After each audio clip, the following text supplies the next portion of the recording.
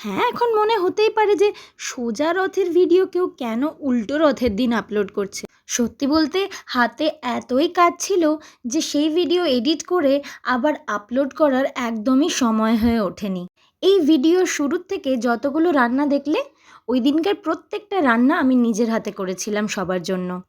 বাড়িতে রোজ যারা যারা থাকি তা বাদেও আমার 2 ভাই, 1 বোন আর আমার বেস্ট ফ্রেন্ডও ওই দিনকে নিমন্ত্রিত ছিল। তাছাড়াও ছিল দিদিভাই, যাকে আগেও এক ভিডিওতে তোমরা দেখেছো। সন্ধ্যাবেলা কীর্তন দল এসে কীর্তন করার পর গোপাল আর জগন্নাথদের নিয়ে আমরা বেরিয়ে পড়লাম তাদের রথে তোলার জন্য। আমি আমার জন্ম থেকেই এই রথটা দেখে আসছি। না, তবে এই রথ ছিল না, একটা ছোট 4 তলা কাঠের রথ ছিল। ধীরে ধীরে এখন আমার যত বয়স আর তার সাথে সাথেই এই রথটাকেও বাবা ধীরে ধীরে বড় করতে আছেন। ছোটবেলায় আমি আমার 2 দাদার সাথে রথ নিয়ে বেরোতাম, আর এখন আমাদের পাড়া থেকে শুরু করে দূর দূর থেকেও মানুষ আসেন আমাদের সাথে রথ টানবেন বলে।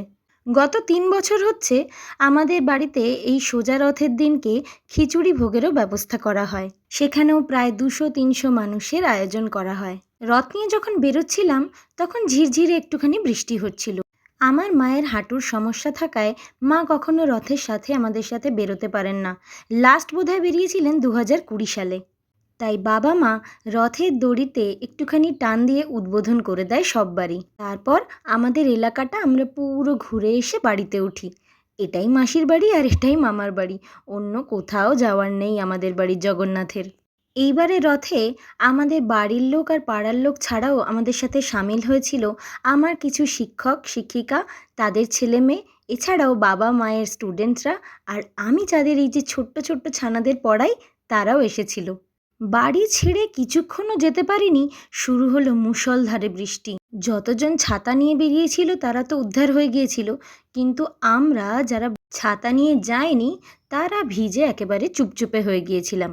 যেহেতু আমারই বাড়ির রথ, তাই কোনো দোকানে গিয়েও আশ্রয় নিতে পারিনি, কারণ রথের দড়ি মাটিতে ফেলাটা ঠিক লাগে না ঠিক। এরপর আর কি, বাড়িতে ফিরে জামা বদল করে আমরা ভোগ বিতরণে লেগে গেলাম। আমারও কিছু বন্ধুবান্ধব যারা অফিসে গিয়েছিল ওরা এসেও হাত লাগিয়ে দিল। তারপর একসাথে মিলে আমরা সবাই জয় জগন্নাথ বলে সকলকে ভোগ খাইয়ে দিনটা শেষ করলাম।